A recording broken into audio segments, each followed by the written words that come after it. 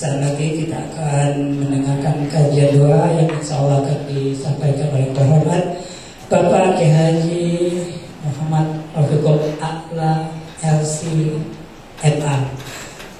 Hari ini tema yang akan dibahas kita serahkan kepada beliau. Dan seperti biasa, pengajian kita dibagi dua bagian. Bagian pertama dalam penyampaian materi dua, waktunya lebih kurang 1 jam. Namun dalam hari ini kita serahkan saja kepada beliau semuanya. Untuk itu mari kita buka pengajian ini dengan basmalah. Dan kepada yang terhormat kami persilakan Pak Kiai Rafiq untuk menyampaikan materi dua ini.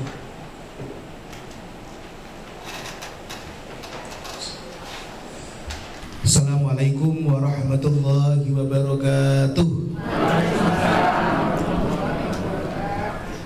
Bismillahirrahmanirrahim. Alhamdulillahirabbil alamin.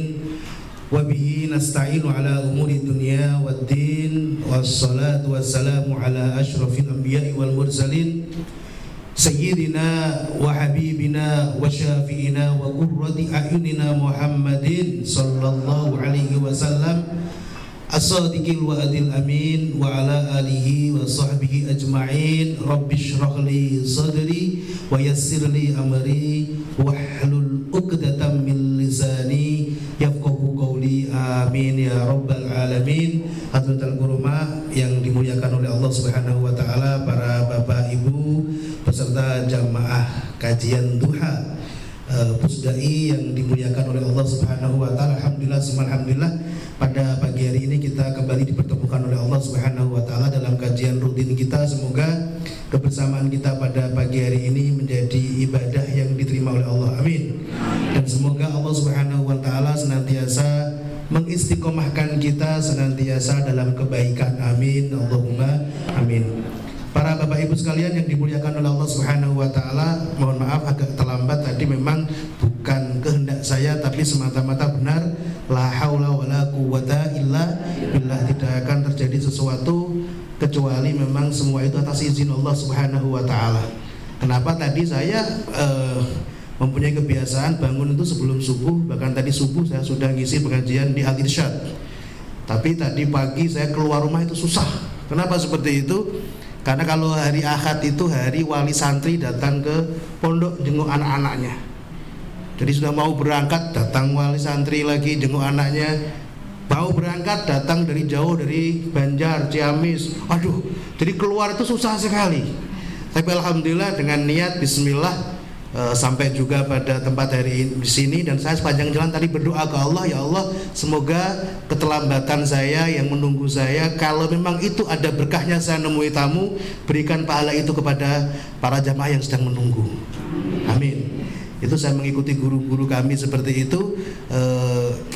Ketika ada kebaikan-kebaikan yang seperti itu, semoga Allah berikan kepada para jamaah, kepada para murid-muridnya. Baik, para jamaah sekalian yang dimuliakan oleh Allah Subhanahu wa taala, salah seorang tabi'in bernama Qais ibnu Katsir. Siapa namanya, Pak? Qais ibnu Katsir. Beliau suatu hari menceritakan, kunna julusan inda Abi Darda. Ini saya akan cerita tentang keberkahan majelis ilmu dan seharusnya apa yang kita lakukan ketika kita ada di majelis ilmu seperti ini sehingga keberkahan itu banyak. An Qais bin Katsirin qala kunna julusan inda Abi Darda fi masjidin min masajid Dimashq. Beliau mengatakan, aku suatu hari bersama salah seorang sahabat mulianya Rasulullah Muhammad sallallahu alaihi wasallam yang bernama Abu Darda.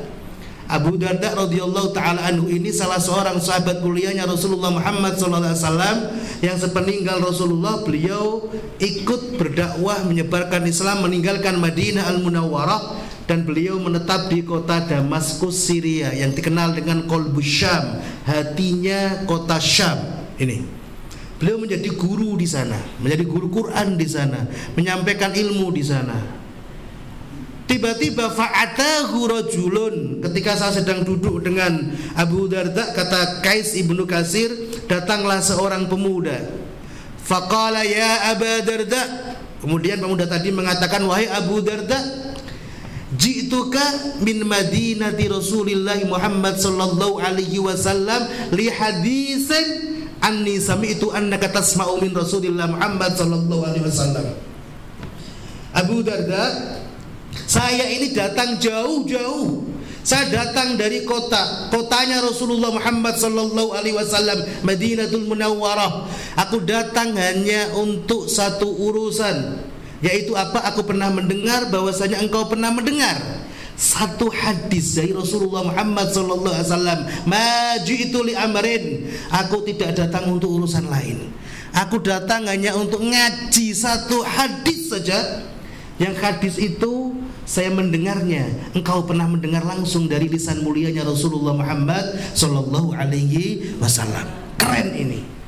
Ini kronologi seperti ini diceritakan untuk apa? Untuk memberikan pelajaran kepada kita bahwa orang dulu itu demi untuk mendapatkan satu hadis mulia Rasulullah Muhammad SAW, rela mereka menempuh perjalanan berhari-hari yang tentunya membutuhkan perjuangan tenaga, harta, waktu, meninggalkan keluarga, meninggalkan banyak hal.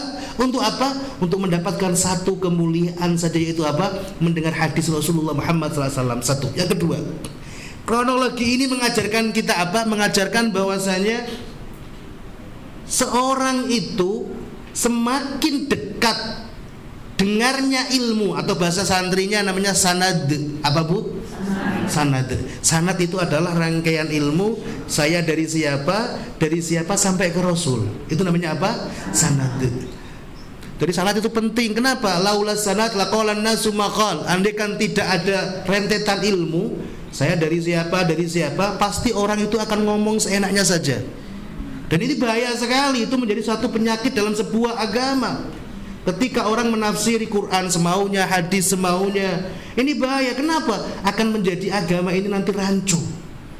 Oleh karena itu, di sini beliau mengatakan, Qais Ibnu Katsir menceritakan tadi, pemuda ini sebenarnya sudah pernah dengar hadis itu, tapi beliau ingin mendengar yang lebih dekat, yang langsung orang itu mendengar dari Rasulullah, yaitu siapa? Abu Darda.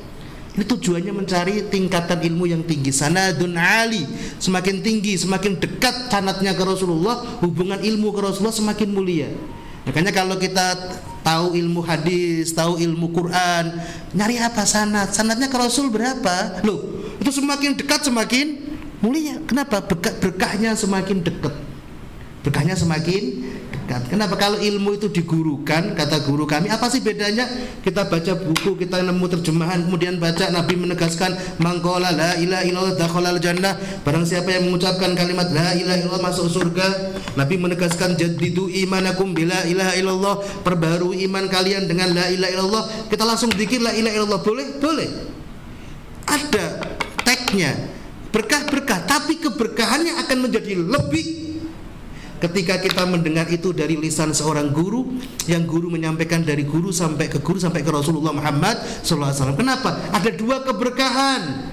Ibaratnya kita minum, kata guru kami, yang pakai guru, yang pakai sanad, itu kita minum dari cangkir. Yang cangkir itu pernah digunakan minum, diisi zam-zam barokah, diminum oleh lisan mulianya Rasulullah, kemudian diberikan ke sahabat. Air zam-zamnya yang diminum barokah, tempatnya juga barokah. Kenapa? Karena pernah menempel dengan lisan mulianya Rasulullah Muhammad sallallahu alaihi wasallam. Ini logika dekatnya. Terus, faqala Abu Darda. Lalu hadis apa yang pernah didengar oleh Abu Darda dari Rasulullah Muhammad sallallahu alaihi wasallam ini? Faqala inni sami'tu Rasulullah sallallahu alaihi wasallam yaqul. Abu Darda mengatakan, sesungguhnya aku pernah mendengar. Berarti beliau hadir. Sungguhnya aku pernah mendengar Rasulullah Muhammad sallallahu alaihi wasallam, beliau bersabda. Ini penting. Kenapa menggunakan kalimat sami itu? Aku mendengar. Ada yang menggunakan kalimat qara'tu, aku membaca. Ada yang mengatakan ra'aitu, aku melihat. Loh, ini dalam sanad keilmuan, dalam meriwayatkan sebuah ilmu penting. Kenapa? Karena kalau sudah ketika sami itu, ini semuanya ngaji bareng. Tapi apakah kemudian yang terekam di otak itu sama? Enggak. Hasilnya beda. Kadang orang ngaji namanya mengadakan daurah bareng-bareng. Ada 200 peserta, kemudian dikasih sanad semua, kelulusan semua. Pertanyaannya, apakah semua yang hadir itu hasilnya sama? Enggak terukur keilmuannya. Nah, yang keren itu ketika santri dan guru menggunakan kalimat qara'tu, aku membaca di hadapan guruku. Ini tradisi yang digunakan oleh kiai-kiai para ajengan di zaman dulu. Makanya Imam Syafi'i itu paling bangga, beliau menegaskan apa? Qara'tu ala Malik atau inda Malik muwatta' min awwalihi ila akhirih. Imam Syafi'i mengatakan, aku itu membaca langsung di hadapan guruku Imam Malik, membaca apa? Muwatta', kitab Muwatta' dari awal sampai akhir. Berarti apa? Terukur kepandaian murid ini di hadapan seorang guru.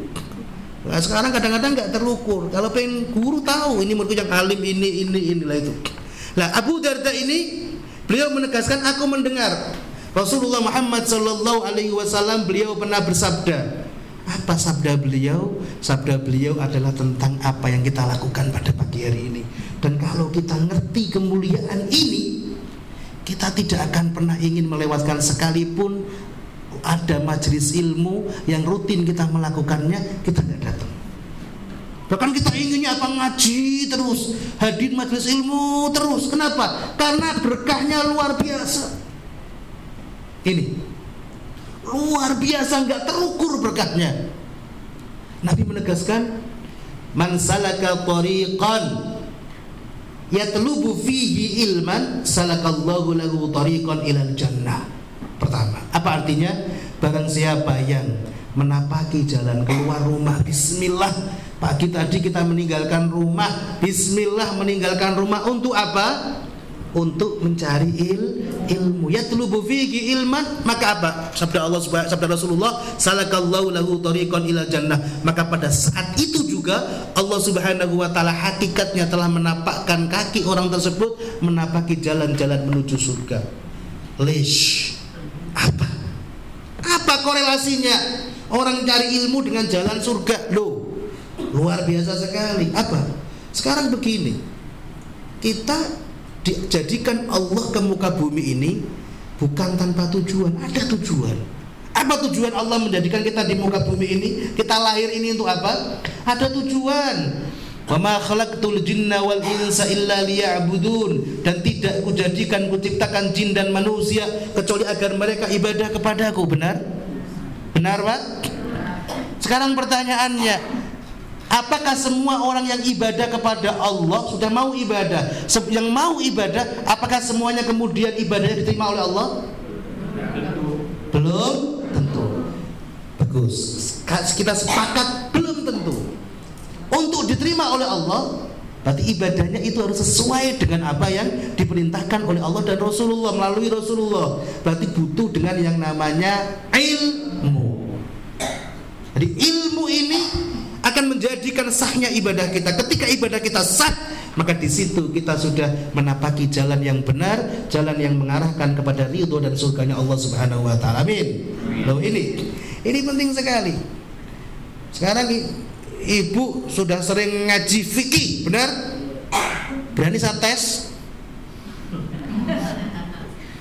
Pentingnya sebuah ilmu. Saya tes satu masalah saja. Kalau bisa jawab, hadiahnya umroh bayar sendiri. Ayo. Kalau ibu jamaah di Masjid Pusdai ini, imamnya kebetulan saya.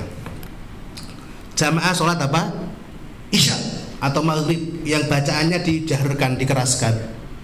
Begitu takbir, Allahu Akbar, rakaat pertama aman, seret. Rakaat kedua, Allahu Akbar. Begitu takbir, gara-gara mungkin karena saking sepanengnya saya, seriusnya saya lupa baca Fatihah. Langsung bismillahirrahmanirrahim. Sabbih isma rabbikal a'la alladzi khalaqa fasawwa walladzi qaddara fahada ila akhirih. Kira-kira kalau bapak jadi makmum saya, ibu jadi makmum saya, ngerti saya salah belum baca Fatihah, apa yang ibu lakukan? Kalau yang laki-laki ibu gak boleh bilang subhanallah. Batal ibu bilang subhanallah, suaranya nggak boleh situ, pakai tangan. Gitu kan, tanpa suara loh ya. Nggak usah bilang nggak usah, gini aja. Oke, Bapak kalau imamnya saya berpikirnya bukan Bapak ingin ngingetin saya, Imam kamu belum baca Fatihah, benar? Tapi dalam benak saya berpikir surat saya salah. Saya ganti Bismillahirrahmanirrahim, Qul huwallahu ahad. Bapak tambah kenceng, subhanallah. Ibunya tambah kenceng, gitu kan. Saya tambah kenceng juga, Bismillahirrahmanirrahim, tabat. Ayo, setiap subhanallah saya ganti surat. Ini kalau sholat dibatalkan, berarti ngajinya belum selesai, kan begitu.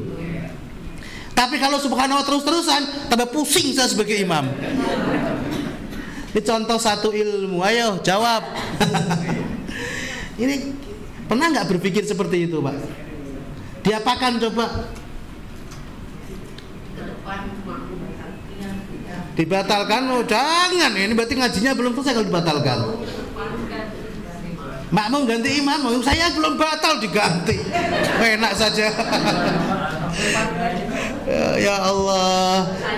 Kalau ngajinya selesai kita tahu ilmunya. Apa ilmunya?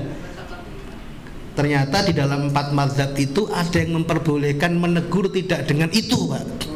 Nabi menegaskan dalam hadis mulia beliau, inna hadhihi sholata la tasluhu fiha illa Qur'an wa du'a wa illa Qur'anun wa dzikrun wa du'a. Salat ini enggak boleh masuk ke dalamnya kecuali Quran, zikir, doa. Tapi ternyata mazhab Maliki memperbolehkan selain itu dalam kondisi darurat dan seperlunya. Artinya bagaimana? Untuk contohkan begini, coba kalau saya jadi imam, tiba-tiba di samping saya ini ada ular kobra, mau gigit saya. Bapak mau negur saya bilang apa? Subhanallah. Ibu mukul begini, saya tahu nggak kalau ada ular? Malah saya pusing, kenapa? Dikira bacaan salah. Nah, itu diperbolehkan dengan kalimat, mengingatkan dengan kalimat yang keluar dari Quran, zikir dan doa, tapi tidak boleh berlebihan. Jadi boleh Bapak negur saya, tapi nggak usah panjang-panjang. Itu mazhab Maliki memperbolehkan, nggak usah ceramah. Punten Ustaz, mohon maaf sebesar-besarnya. Sebenarnya saya tidak ingin menegur Ustaz, tapi harus saya lakukan Ustaz. Ditepuk apa, dibilangin subhanallah nggak sadar-sadar. Ustaz belum baca Fatihah, Bapak batal. Kenapa? Bapak negur saya ceramah dulu. Langsung bilang saja, belum baca Fatihah. Paham langsung kan ya? Langsung Bismillahirrahmanirrahim, Alhamdulillahirabbil alamin. Dan imamnya juga nggak perlu rewel. Belum baca Fatihah, kayaknya sudah deh. Batal. Lanjut. Ini satu contoh bahwasanya ilmu ini menjadi sesuatu yang luar biasa. Kenapa? Karena bisa membenarkan ibadah kita. Itu baru masalah kecil, belum masalah-masalah yang luar biasa, yang kompleks sekali. Kita ini jadi apa itu, kadang-kadang masyarakat tanyanya itu yang aneh-aneh, tapi ya terjadi. Ayo kita lewati. Sekarang kita lanjutkan.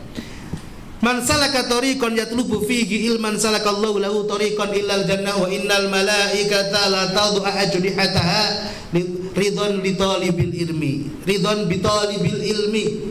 Dan sesungguhnya malaikat-malaikat itu mereka merendahkan sayap-sayap mereka karena mereka ridho dengan orang-orang yang mencari ilmu.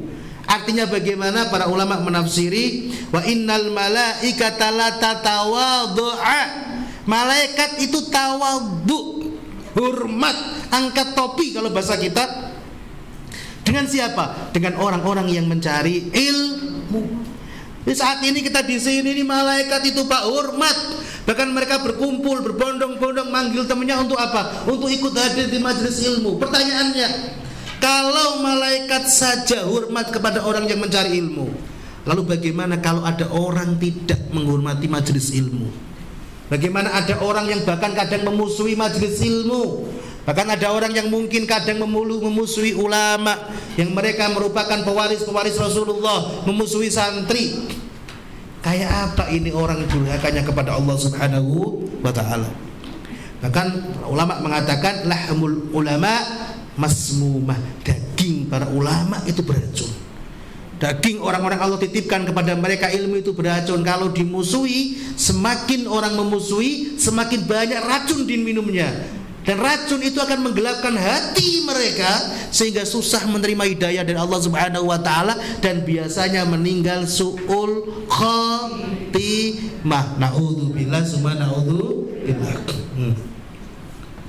Wa innal malaika, malaikat itu hormat kepada pencari ilmu. Wa innal alima, dan sungguhnya orang yang berilmu la yastaghfiru lahu, memintakan ampun untuk mereka, man fis samawati wa man fil ard, hamba-hamba Allah yang di langit. Siapa? Malaikat. Selama kita di sini ini Bu, malaikat doain, ya Allah, itu lihat ya Allah, hamba-hambanya umatnya Nabi Muhammad sallallahu alaihi wasallam hadir di Pusdai dalam kajian doa, ya Allah ampuni dosa-dosa mereka semua ya Allah. Yang doa malaikat. Man fil ardi, makhluk-makhluk Allah yang di bumi, apa isinya? Banyak pohon-pohon, itu makhluk Allah, hewan-hewan makhluk Allah. Wal hitanu fi jawfil ma, bahkan ikan yang di dalam air ikut mendoakan kita. Ya, problemnya kadang-kadang habis ngaji makan ikan, makan yang mendoakan. Ya Allah, itu kita barokahnya sampai segitu. Ini hadisnya panjang, nggak perlu saya terangkan semuanya. Tapi intinya, saya akan ke fokus masalah. Jadi majelis ilmu itu majelis yang luar biasa berkahnya seperti ini. Yang kita didoakan malaikat, yang kita langkahnya menuju surga diridhoi Allah, diridhoi oleh para malaikat, didoakan oleh malaikat, didoakan makhluk-makhluk Allah, didoakan oleh ikan. Ini karunia yang luar biasa. Dan berangkat dari hadis mulia Rasulullah Muhammad sallallahu alaihi wasallam ketika Rasul menegaskan innamal a'malu binniyat, sesungguhnya sahnya amal, sesungguhnya diterimanya amal, sesungguhnya sempurnanya amal, sesungguhnya diberi pahalanya amal itu dilihat dari niat-niat yang dilakukan oleh seorang hamba. Maka berangkat dari itu para ulama kemudian mengatakan karena majelis ilmu itu sebuah ibadah, maka agar barokahnya lebih banyak, keberkahannya lebih banyak, maka seharusnya orang-orang yang hadir di majelis ilmu itu juga meniatkan yang banyak. Semakin banyak niat kita hadirkan, semakin barokah. Saya ulangi lagi Bu, semakin banyak kita niatnya ke sini, semakin banyak keberkahan kita lakukan. Halo? Ulama ngumpulin berkahnya niat itu, hadirnya niat di majelis ilmu sampai 15. Tapi kalau saya baca semua maghrib baru selesai. Saya akan sebutkan semampunya, Anda sesampainya. Dan ini harus diingat terus setiap hadir di majelis ilmu. Tidak harus ketika di sini. Nanti di dekat rumah kita ada masjid, kita hadir ngaji di sana. Niat itu dibawa. Kenapa? Barokahnya kena. Siap Bu, ditulis. Awas, ngaji dengan saya ada satu aturan. Kalau ngajinya cuma dengar saja, maka ngajinya adalah ngajinya apa? Ngajinya apa? J-I-N apa? Ngajinya apa? J-I-N. Karena jin itu di Quran disebutkannya apa? Ngajinya hanya mendengar. Tulis. Waduh, kalau bocah nggak bawa buku bagaimana? Direkam pakai otak, pakai Imam Syafi'i pakai gini, tapi hafal.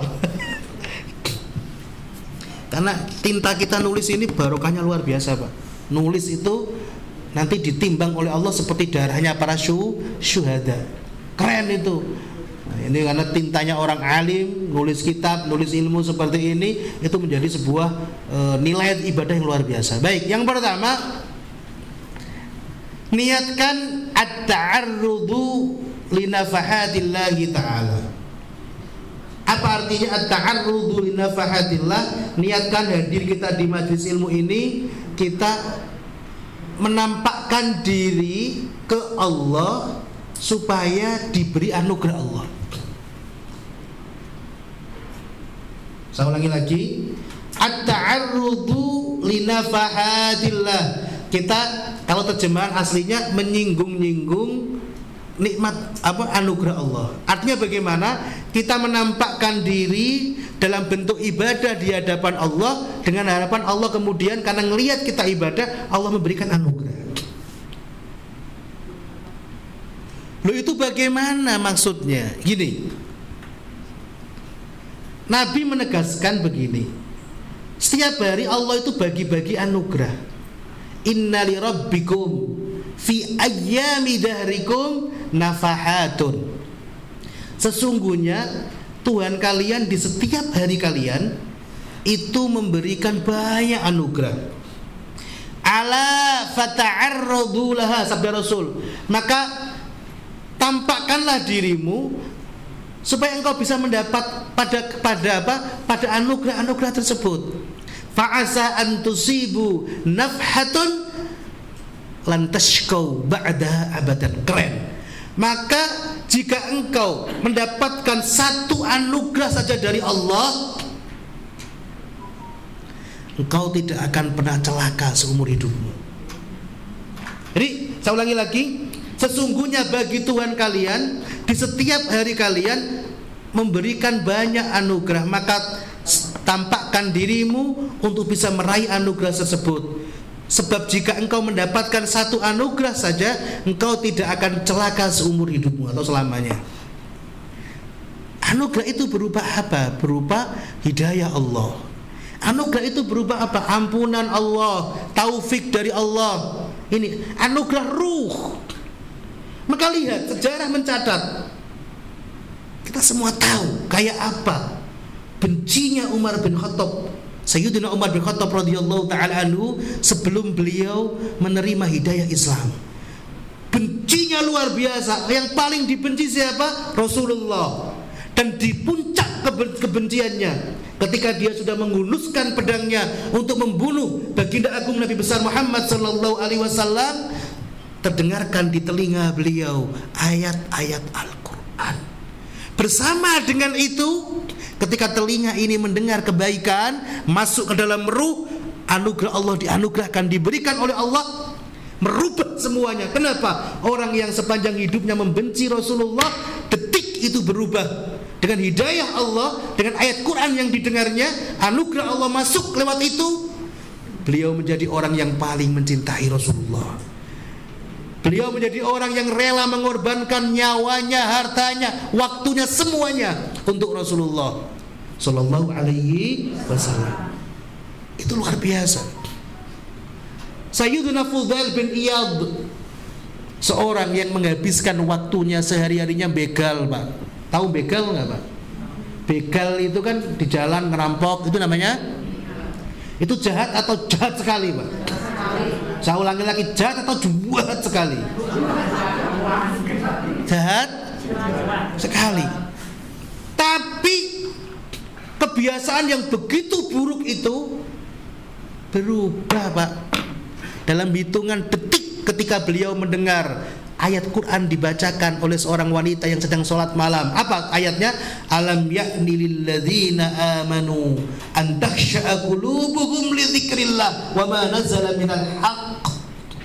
Alam ya'ni lilladzina amanu, apakah belum tiba saatnya bagi mereka orang-orang yang mengaku iman kepada Allah. Kita mengaku semuanya iman ke Allah, yakin ke Allah, yakin dengan azab kubur, yakin dengan pertanyaan kubur, yakin dengan nikmat kubur, yakin dengan kiamat, yakin dengan surga, yakin dengan neraka dengan berbagai hukumannya, yakin dengan surga dengan berbagai kenikmatannya.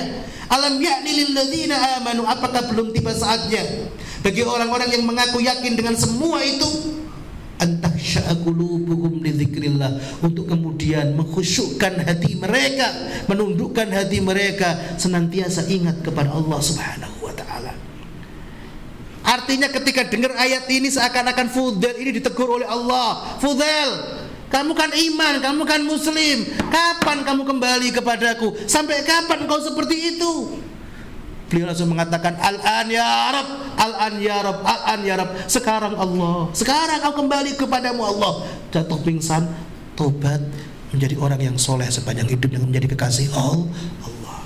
Ini kita hadir di majelis-majelis seperti ini, Allah Bisa jadi kita duduk sekali mendengarkan ilmu, yang ilmu tadi ternyata manfaat sepanjang hidup kita.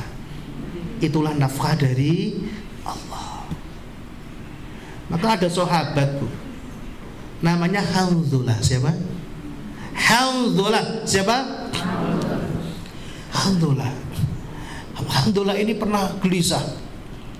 Ini sahabatnya Rasulullah loh. Gelisah. Kemudian keluar rumah sambil ngomong apa? Aduh, munafiku Hanzalah, munafiku Hanzalah, aku ini munafik, aku ini munafik. Lu sahabat, Bu. Ketemu Sayyidina Abu Bakar di jalan. Ya Hanzalah, madza qulta? Kamu ngomong apa, Hanzalah? Inilah Abu Bakar, Sayyidina Abu Bakar. Aku ini munafik. Lu kenapa? Nah, kalau aku sedang hadir di majelisnya Rasulullah, ngaji ketemu Rasulullah, duduk dengan Rasulullah Muhammad sallallahu alaihi wasallam, seakan-akan surga neraka di depan mata aku. Kemudian aku kepingin terus ibadah yang baik ke Allah, semangat ibadah. Tapi begitu saya pulang dari majelisnya Rasulullah, kembali ke rumah, ketemu istriku, ketemu anakku, kembali ke tempat kerjaku, kembali ke kantorku, kembali ke pasarku, aktivitas duniaku, lama-lama bergeser itu, jadi agak lupa, kendor. Bu, ngerasa nggak seperti itu kadang-kadang? Kadang-kadang iya dan banyak iya kan? Ini sahabat loh, sama seperti itu. Kata Sayyidina Abu Bakar, ya kalau begitu saya juga sama. Loh, Sayyidina Abu Bakar merasa hal yang sama. Kadang-kadang semangat ibadah luar biasa ketika dekat dengan Rasulullah, ketika dekat di majelis ilmu. Tapi ketika kita keluar, bagaimana kita menjaganya? Loh, ini luar biasa sekali. Akhirnya keduanya datang ke Rasulullah Muhammad SAW, menyampaikan kegelisahan muli ke mereka, dan Rasul menyampaikan pesan beliau, yaitu dua perkara. Ya Hanzalah, lau abqaitum ala ma kuntum alaih, andaikan engkau berada menetapi apa yang kamu lakukan selama ini, yaitu kamu menjaga kapan kamu hadir di majelis ilmu, wa ala dzikrikum, dan atas zikirmu, lasafahatkumul malaikatu ala turuqikum wa ala furushikum walakin ya Hanzalatu sa'atan fasa'ah. Pasti engkau akan senantiasa bersama malaikat di jalan-jalanmu, di tempat tidurmu, akan tetapi semua ada waktu-waktunya. Artinya, Hanzalah, kalau kamu ingin terus ingat Allah, maka jaga majelis ilmumu. Kamu jaga kapan kamu ketemu dengan aku, walaupun seminggu sekali, 2 kali, istiqomahkan. Sama kita, walaupun kita seminggu sekali, istiqomahkan majelis duha ini, pengajian duha ini. Akan tetapi di selain itu, ada waktu-waktu kita kembali ke keluarga kita, menghidupi anak istri kita, yang juga merupakan tugas mulia untuk menjaga agar tetap terus ingat ke Allah. Wa ala dzikrikum, jangan lupa zikir sebagai media penghubungnya. Loh, ini jadi anugerah Allah. Jadi niatkan hadir kita di sini seperti ini, ya Allah, saya menampakkan diri dalam kebaikan dengan harapan semoga Allah memberikan anugerah. Alhamdulillah. Siap, Bu? Yang kedua. Terus pokoknya jangan melihat jam dulu lah. Pokoknya ilmu dulu ya, insyaallah. Yang kedua, niatkan zikir. Ingatkan, ya Allah, saya hadir di majelis ilmu untuk mengingat Allah dan mengingatkan orang ke Allah. Loh, niatkan dua, untuk zikir dan mengingatkan orang ke Allah. Untuk zikir dan mengingatkan orang ke Allah. Loh, zikir itu apa? Loh, ibadah itu kan untuk zikir. Aqimis sholata li dzikri. Dirikan sholat, tunaikan sholat, lakukan sholat untuk apa? Untuk mengingat aku, Allah. Maka intinya sholat itu ingat Allah. Nah, kalau ada orang sholat kok banyak lupanya ke Allah, nilainya 0 kecil, berkurang. Bu, tadi subuh sholat. Saya tanya begini, bukan tanyaan saya menghina ibu gak sholat ya. Siapa tahu berhalangan, tidak. Sekarang pertanyaannya, ibu ketika tadi sholat subuh dari takbir sampai salam, ibu ingat terus ke Allah atau berapa persen ingatnya ke Allah? Begitu takbir ingat, Ustaz, Allahu Akbar, bismillah masih ingat. Begitu ruku, ingat jemuran. Ya Allah. Hati-hati, aqimis sholata lidzikri. Jadi kita ngaji seperti ini dalam rangka ibadah ingat Allah. Dan zikir itu fadilahnya luar biasa, dan mengingatkan orang ke Allah. Makanya saya semangati yang ngurus pengajian seperti ini. Kenapa? Ingat, kalau kita ngerti hadis ini, udah kita ngaji seperti ini, ngingetin orang, ayo, apalagi menghadirkan orang sebanyak ini di sini, ini fadilahnya luar biasa sekali. Andai kan diganti dengan nih, kamu tak kasih ganti hadiah apa? Dikasih mobil yang paling mewah apa? Lamborghini. Wah, nggak imbang. Lebih baik kita menjadi orang yang ngurus pengajian seperti ini, mendatangkan orang ke sini. Loh, kenapa seperti itu? Rasul Pak yang menegaskan, dan kita harus percaya dengan itu. Kenapa? Rasul menyampaikan kepada Sayyiduna Ali dipegang ini pundaknya, ya Ali, la ayyahdiyannallahu bika rajulan wahidan khairun laka min humurin na'am. Ali, andaikan Ali engkau bisa menjadi jalan hidayah satu orang saja menuju Allah, itu lebih baik daripada Allah berikan kepadamu harta yang paling berharga. Humurin na'am itu adalah onta kemerah-merahan, kalau bahasa sekarang ya mobil paling keren, harta yang paling berharga. Jadi kita bisa ngundang orang, yuk ngingetin temennya, hadir ya besok ya Jumat apa kuliah duha. Oh iya, ayo kita hadir, ayo saling menguatkan, mengajak orang untuk ke majelis ilmu. Ingat Allah, ini ibu saat itu, bapak saat itu mendapatkan anugerah yang tidak ternilai dari Allah Subhanahu wa ta'ala. Makanya saya bisa, masya Allah, ini panitia seperti ini seakan-akan mendapatkan anugerah yang tidak terhitung, dan itu pasti gak ternilai dengan materi dunia, gak level. Makanya luar biasa sekali. Halo Bu, sudah ngingetin temennya tadi? Hah? Tugasnya ngingetin, susah serahkan ke Allah. Paling enggak suaminya, suamiku, halo, jangan lupa. Ingetin siapa? Suaminya, jangan suami orang Bu ya. Suaminya. Lanjut, yang ketiga, niatkan hifdzul waqti, menjaga waktu. Menjaga waktu. Kita dari jam berapa tadi sampai sekian, sampai nanti selesai, ini waktu kita dihisab oleh Allah. Ya nunggu Ustadz belum datang, baca Quran dulu, dzikir dulu, tilawah dulu. Wah, itu pahalanya luar biasa. Kemudian ngaji 1 jam 2 jam. Itu ketika nanti dihisab oleh Allah di akhirat, pasti ada hisabnya. Kita kaget, wih pahalanya, ya Allah. Bayangkan, di waktu yang sama tadi sampai sekarang, banyak orang yang menggunakan waktunya untuk sesuatu yang mungkin tidak berguna, atau bahkan mungkin maksiat ke Allah. Ada tidak Bu? Ada tidak Bu? Ada sekedar main-main, hiburan, bahkan ada yang maksiat. Ya Allah, hisabnya berat. Allah itu bersumpah di Quran menggunakan waktu banyak sekali. Ada kalimat apa? Wadduha. Apa terjemahannya Bu? Demi waktu duha. Wal fajri, wal laili, wal asri. Ibu sudah pinter-pinter terjemah Quran ya. Masya Allah, keren. Alhamdulillah. Yang penting sekarang bukan terjemahannya Bu. Pertanyaannya, kenapa Allah bersumpah dengan waktu fajar? Kenapa waktu fajar dijadikan Allah sumpah? Kenapa waktu duha dijadikan Allah sumpah? Kenapa waktu asar dijadikan Allah sumpah? Kenapa malam dijadikan Allah sumpah? Semua itu menunjukkan bahwasanya waktu itu adalah sangat berharga. Waktu itu akan ditanyakan oleh Allah Subhanahu wa ta'ala.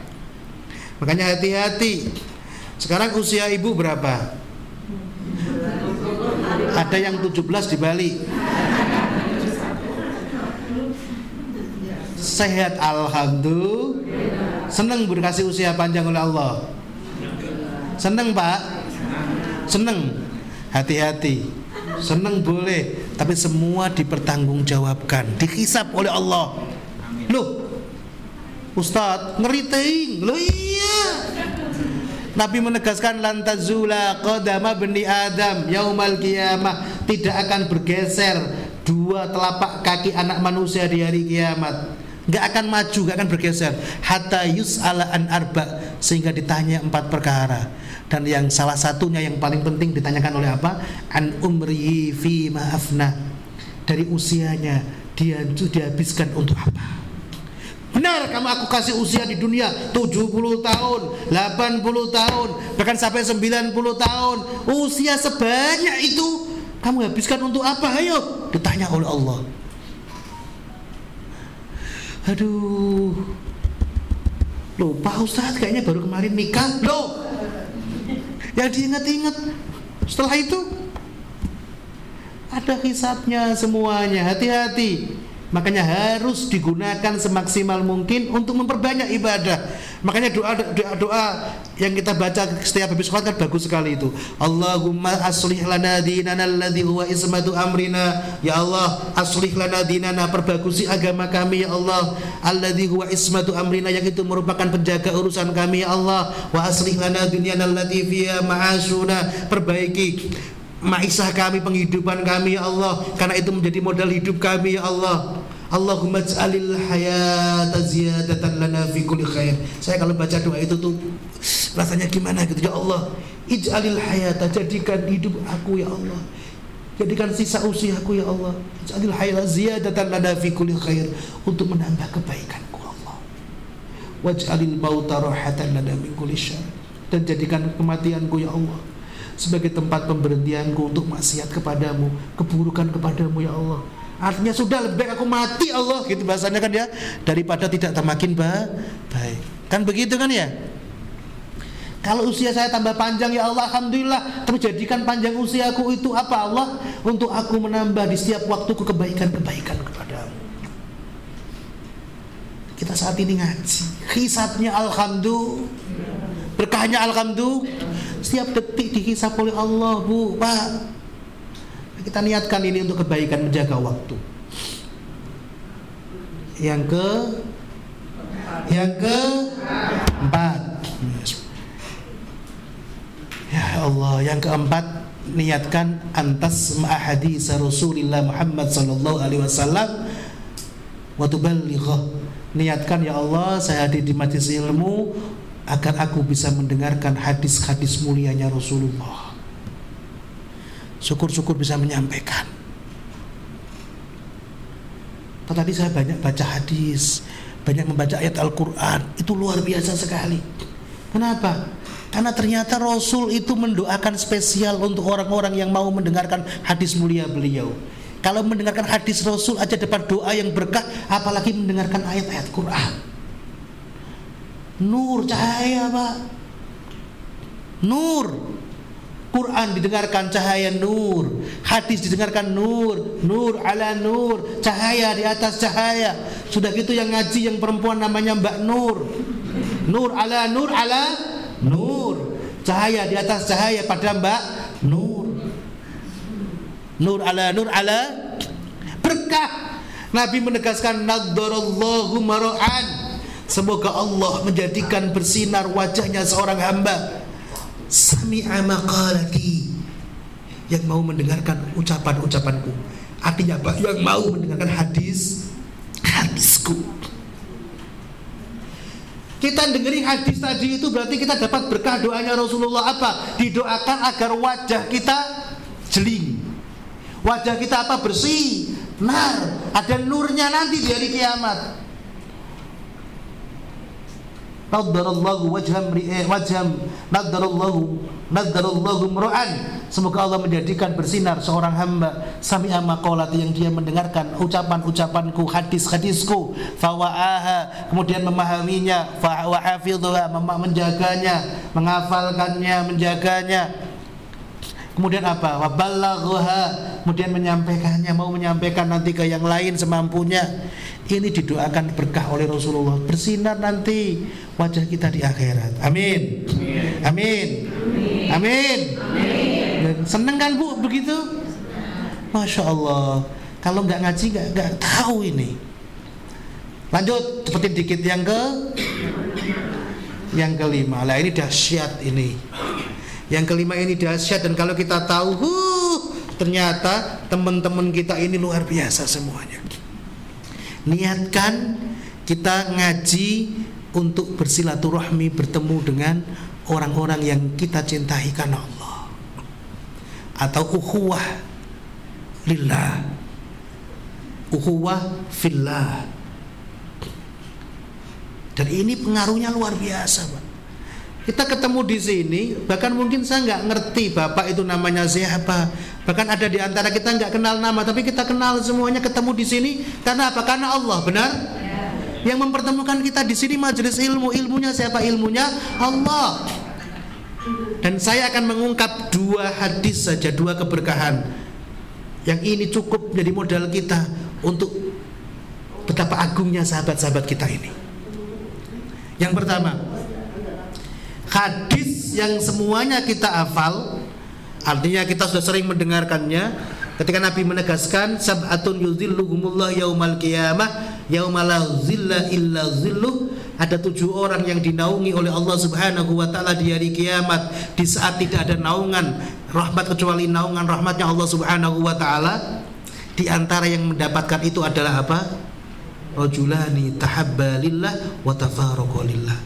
Orang yang saling mencintai karena Allah, bertemu karena Allah, berpisah karena Allah. Nanti kita pisah lagi, kembali ke aktivitas dunia masing-masing. Nanti ketemu lagi karena Allah lagi. Loh, ini ternyata kita yang dipertemukan Allah di majelis ilmu seperti ini, keberkahannya luar biasa. Kenapa? Di akhirat nanti ketika matahari didekatkan, ketika semuanya dalam kesusahan, kita nggak kepanasan, kita santai, nyaman, bahkan mungkin kayak ada AC-nya. Kenapa? Karena kita pernah menjadi orang-orang yang dapat bagian saling mencintai, bertemu karena Allah. Sahabat-sahabat kita ini kenali, ini semuanya berkahi kita. Bu, seneng nggak seperti itu? Seneng nggak? Itu akhirat. Kadang-kadang berkah dunia juga ada loh. Berkah dunia juga ada. Begitu ketemu di majelis ilmu, saya punya anak laki-laki loh, saya juga punya anak perempuan loh. Selanjutnya terserah Anda. Loh, serius. Ada nggak seperti itu, Bu? Ada nggak? Ada. Oh, itu kan barok. Yang kedua berkahnya apa? Ini yang ingin saya sampaikan dan ini luar biasa. Coba ibu sekarang kenali bener teman-teman ibu di sini, teman-teman bapak di sini kenali. Kenapa? Karena persahabatan ini akan mengantarkan kita nanti di akhirat. Jadi Nabi menceritakan, ini saya terjemahannya saja, panjang hadisnya. Di akhirat nanti itu, ketika Allah menghisap amal-amal kita, amal-amal hamba-hambanya, ada seorang yang dihisap oleh Allah. Katakanlah si fulan, kamu tidak berhak masuk surga. Kenapa? Karena catatan amal kebaikanmu belum memenuhi target. Kalau bahasa sekolahnya masih merah, 5 lah. Seharusnya berapa? 6. Kamu boleh masuk surga kalau kamu dapat 1 poin lagi, nilai lagi. Cari silakan. Semangat ini, waduh surga. Nyari, Pak. Ketemu bapaknya yang sangat menyayangi dirinya di dunia, yang mengorbankan hartanya untuk dia di dunia, mendidik dia di dunia. Ketemu, sama-sama belum masuk surga. Pak, alhamdulillah ketemu bapak. Kenapa? Saya minta pahala 1 aja, Pak. Kenapa? Biar saya masuk surga. Bapak kan sayang dengan saya. Kata bapaknya, enak saja kamu. Saya sendiri juga kurang. Masya Allah. Ketemu ibunya, Bu, alhamdulillah ibuku tersayang, yang menyayangiku di dunia sepenuh hati, bla bla bla bla bla bla. Minta pahalanya 1, enggak bisa, nak, ibu sendiri kurang. Ibu tertahan masuk surga. Ketemu anaknya yang didewasakannya, yang dididiknya, dipinterkannya, sama pahalanya kurang. Ketemu kakaknya, hubungan darah ini nggak bisa memberikan pahala-pahala tersebut.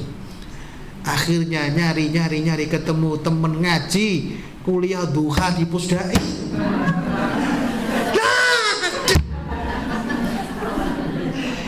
Teteh, loh.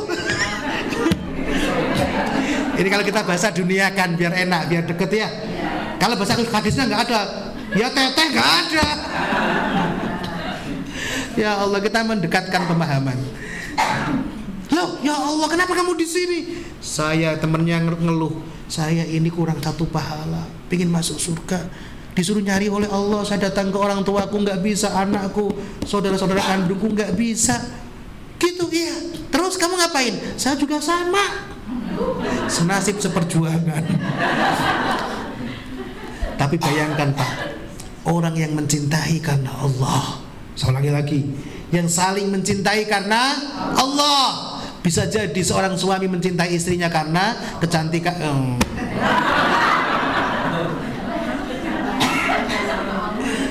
Ya Allah. Kan gitu kan Bu ya? Ini cinta karena Allah yang di atas segala-galanya, luar biasa. Yang saling mencintai karena Allah ini, kemudian dua sahabat ini saling berebut mengasihi pahalanya karena Allah. Ya udah, ambil nih pahalaku, agar karena Allah kita bersahabat, karena Allah ambil pahalaku, bilang ke Allah agar engkau bisa diizinkan oleh Allah masuk ke surganya Allah. Kata temannya, jangan, ambil saja punyaku. Rebutan memberi, jangan. Keren tidak Bu? Ibu nanti ketemu di sini. Loh silakan, enggak, kamu aja Nek, kamu aja Teh, kamu saja Bunda, kamu saja. Rebutan memberi, karena sama-sama ingin mencintainya, bukan karena Allah, biar Allah ridho dengan sahabatnya, biar Allah ridho membahagiakan sahabatnya, memberi surga ke sahabatnya. Akhirnya salah satu di antara kedua ini menerima, kembali ke Allah, datang ke Allah lagi. Wallahu a'lam, Allah ngerti yang terjadi dengan mereka. Tapi Allah tanya, hambaku, kamu datang kembali membawa pahala ini, dari mana kamu mendapatkannya? Ya Allah, aku mendapatkan dari sahabatku yang kami saling mencintai karena Engkau. Kami saling mencintai karena Engkau. Ya Allah, kata Allah, jika sahabatmu yang kalian saling mencintai karena aku bisa merelakan pahalanya untuk membawa dirimu masuk ke surgaku, aku Allah yang kalian cintai, lebih berat untuk masukkan kalian ke surga. Sekarang cari temanmu, ajak mereka bareng-bareng masuk surga. Alhamdulillah. Bu, siap? Coba silakan. Kalau dulu sama guru saya dijanji suruh gandeng tangan kita Bu. Silakan, saling berpegang tangan ke sahabatnya. Nah, serius ini Pak. Kalau nggak mau gandeng tangan ada masalah kayaknya ini. Maka Pak, jabat tangan sebelahnya Pak. Kita berjanji untuk saling apa? Andaikan ada di antara kita tertinggal, kita saling membawa ke surga. Siap Pak, Bu? Siap? Ya Allah. Ya Allah. Siang ini di majelis ilmu ini Allah, Engkau saksinya Allah, kami saling mencintai karena Engkau Allah. Dan kami berjanji Allah agar persahabatan kami ini tidak akan putus di akhirat, dan kami tidak akan merelakan sahabat kami tertinggal tidak bersama-sama masuk kami, kecuali akan kami ajak masuk bersama ke surga-Mu. Amin Allahumma amin. Alhamdulillah. Waduh, 11 lebih 17, nggak terasa. Ya udah, ini kayaknya materinya segitu dulu. Masih banyak, 15 loh ya. Baru berapa tadi? Yang lainnya ngutang. Hah? Iya, insya Allah nanti dilanjutkan Bu ya. Karena ada sesi tanya jawab juga belum. Ini monggo Pak, semoga bermanfaat Bu ya.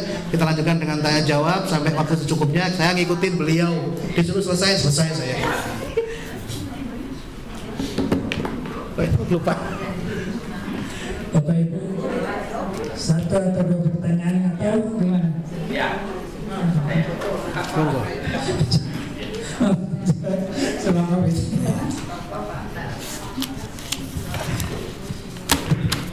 Bismillahirrahmanirrahim. Assalamualaikum warahmatullahi wabarakatuh. Waalaikumsalam. Pak Ustaz, ingin saya tanyakan, bagaimana bagaimana cara menampakkan diri kepada Allah. Karena kalau saya lihat orang yang menampakkan diri kepada manusia, store banget, katanya store wajah, itu kan kalau dilihat sama orang kelihatan lah, alhamdulillah. Nah sekarang ya saya tanyakan bagaimana cara menampakkan diri kepada Allah. Terima kasih.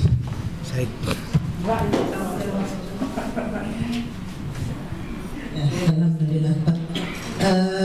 Materi ini sangat berbobot sekali ya Pak.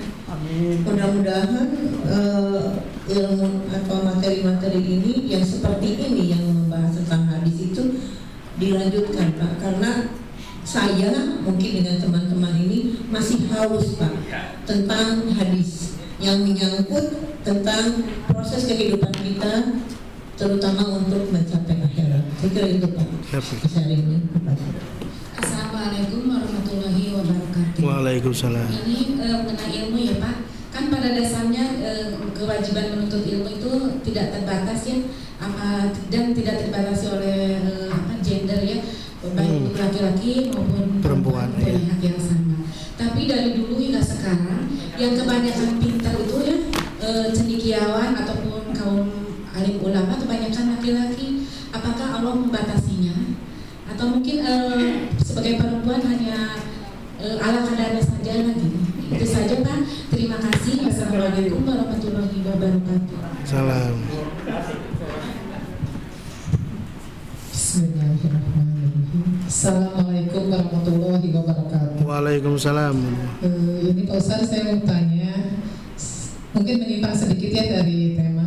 Setelah sholat tahajud, apakah yang banyak dibacakan itu zikir seperti subhanallah wa bihamdihi subhanallahil atau baca Quran? Dan mungkin itu saja. Assalamualaikum warahmatullahi wabarakatuh. Wah, pertanyaannya bahasanya. Siap. Terima kasih Bapak Ibu sekalian. Alhamdulillah. As-su'al nisful ilmi. Pertanyaan itu sebagian dari ilmu. Artinya dengan pertanyaan tadi insya Allah kita juga bisa belajar. Pertanyaannya berbobot semua. Yang pertama tentang cara kita menampakkan diri pada Allah Subhanahu wa ta'ala. Cara kita menampakkan diri pada Allah Subhanahu wa ta'ala adalah dengan kita melibatkan diri dalam berbagai aktivitas ibadah. Jadi kita di majelis ilmu seperti ini ibadah. Berarti kita saat ini sedang nampak di hadapan Allah dalam kebaikan. Bisa dengan sholat sunnah pagi duha tadi sebelum berangkat, itu menampakkan diri dalam kebaikan kepada Allah dan berbagai aktivitas-aktivitas yang lain.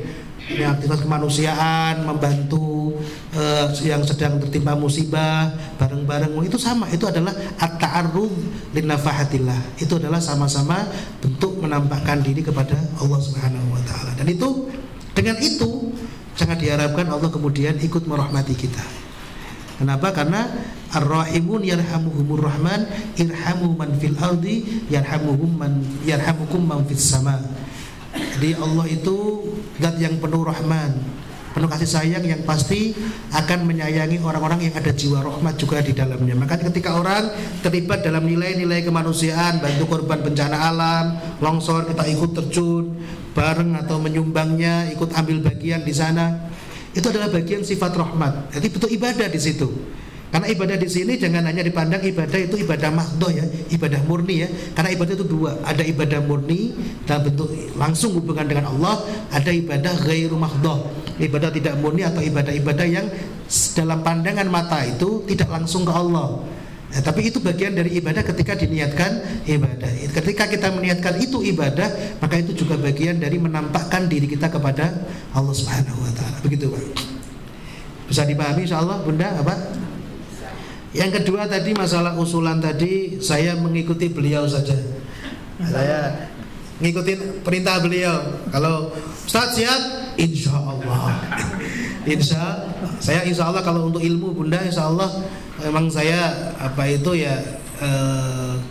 itu dunia kami. Artinya memang kita bismillah mengambil bagian di jalan Allah untuk menyebarkan ilmunya Allah Subhanahu wa taala. Semakin banyak kemanfaatan yang bisa kita berikan, kita semakin bersyukur ke Allah Subhanahu wa taala. Dan saya terima kasih terus terang karena saya diundang ke sini.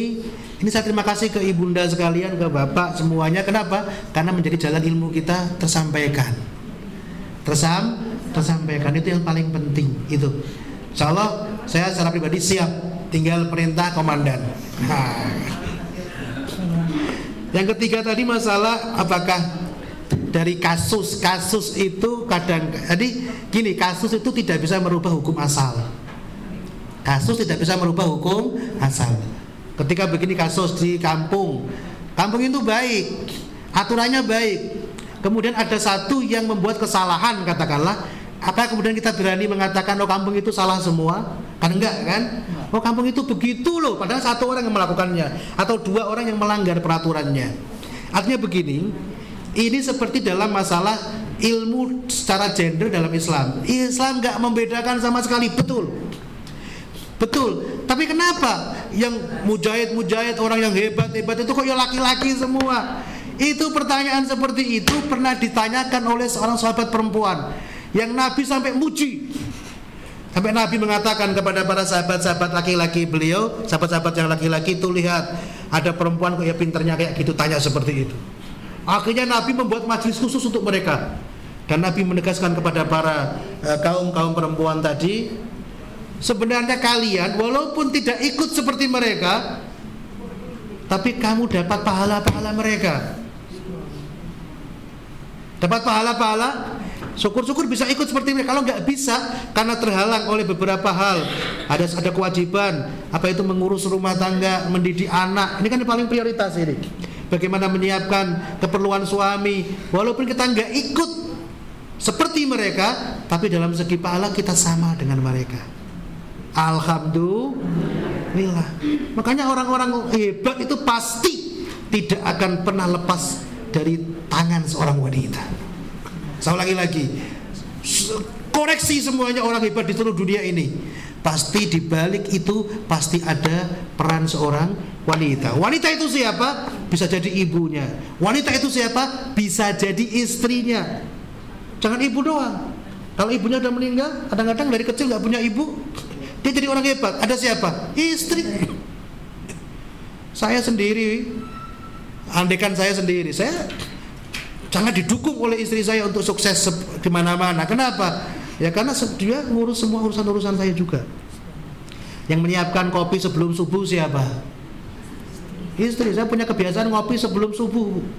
Jadi jam 4, setengah 4 sudah minum kopi saya. Nah itu untuk apa? Yang nyiapin siapa? Yang kadang-kadang harus mandi sebelumnya. Biasanya kadang mandi sebelum subuh, seneng, seger. Nah, kadang-kadang kan dingin, harus pakai air hangat. Yang masakin airnya siapa? Kadang sendiri, kadang artinya dukungannya luar biasa. Yang ngurus anak-anak saya siapa? Pagi hari itu kadang-kadang saya bingung itu, istri saya itu. Pagi, begitu selesai sholat subuh, kemudian ngurus nyiapin apa itu anak-anak sarapannya, sekolah. Setelah itu nyimak Quran sampai siang. Setelah subuh nyimak Quran sampai siang. Nanti jam 9 masuk lagi sampai menjelang zuhur nyimak Quran lagi. Habis zuhur sampai asar istirahat, mereka simak-simakan sendiri. Habis asar nyimak Quran lagi sampai maghrib. Habis isya nyimak Quran lagi sampai malam. Itu setiap hari seperti itu. Loh, ini kan sukses itu ternyata ada siapa? Alhamdulillah. Jadi gender tidak menjadi pembatas sama sekali. Dan enak dapat pahala. Itu Bunda secara singkatnya, insya Allah. Nanti pada kajian khusus kalau perlu kita kaji masalah itu. Terus ba'da sholati tahajud, ya nanti pertanyaannya luar biasa sekali. Setelah sholat tahajud ini kita ngapain? Yang paling utama orang istighfar itu sebenarnya istighfar itu kapanpun harus istighfar. Bagus. Tapi istighfar terbaik itu istighfar di waktu sahar. Setelah tahajud itu, Bu. Karena Qur'annya gitu. Wabil asharihum yastaghfirun. Saya ulangi lagi. Wabil asharihum yastaghfirun. Dan di waktu-waktu sahar. Waktu sahar itu apa? Waktu sahar itu waktu sebelum sedikitnya menuju apa? Subuh. Itu tempat paling bagus untuk beristighfar. Dan luar biasa kalau kita istighfar saat itu, rasanya itu ya Allah. Satu. Terus wa Qur'anal fajr. membaca Quran di waktu fajar. Jadi sebelum subuh kita udah tilawah Quran, apalagi Quran sambil apa? Sambil dibaca tapi sholat. Aqimis sholata liduluki syamsi ila ghasaqil laili wa Qur'anal fajr di surat Al-Isra. Loh, Qur'anal fajr. Makanya Quran itu menjadi kuat dalam hafalan-hafalan kita kalau kita mengulangnya di waktu sebelum subuh dalam kondisi sholat. Itu yang paling pertama dan utama. Kalau zikir-zikir yang lain yang diajarkan Rasulullah, monggo silahkan. Ada lagi, kalau setelah adzan subuh kita kemudian sholat sunnah qobliyah fajar. Kalau qobliyah subuh, antara qobliyah subuh sampai adzan sholat subuh yang paling bagus digunakan untuk zikir apa? Itu wal baqiyatus sholihatu khairun inda rabbika sawaba wa khairun amala. Zikir terbaik waktu itu apa? Subhanallah walhamdulillah wala ilaha illallah wallahu akbar. Subhanallah alhamdulillah wala ilaha 100 kali kalau bisa. Itu antara qobliyah fajar sampai apa sholat subuh setelah adzan. Loh, itu rutinitas. Kalau sempat lagi, kalau kebiasaan kami sendiri biasanya mengikuti guru kami Syekh Muhammad Said Munal Buti, kalau waktunya agak luas baca itu 100 kali, kemudian baca surat Yasin sekali. Itu kan berapa menit, Yasin berapa menit juga kan? Kecuali bacanya lama ya jangan. Yasin wal Qur'an. Aduh, selesainya sebelum keburu matahari terbit kan. Itu Bunda, jadi waktu-waktunya seperti itu. Ya bagus lagi setelah sholat subuh, kalau memang nggak ada kegiatan lain, kalau ngurusin anak ya diurusin, ya zikir, kemudian baca Quran sampai matahari terbit, kemudian sempatkan, kemudian sholat duha di awal waktu nyambung. Itu masya Allah berkahnya luar biasa sekali. Itu Bunda, semoga bisa dipahami dan ada manfaatnya. Cukup Bu? Tentu mari kita tutup pengajian ini dengan doa majelis. A'udzubillahi minasyaitonir rajim. Bismillahirrahmanirrahim. Subhanakallahumma wa bihamdika asyhadu an la ilaha illa anta astaghfiruka wa atubu ilaik. Kita sepakati semua kami banyak terima kasih. Wassalamualaikum warahmatullahi wabarakatuh.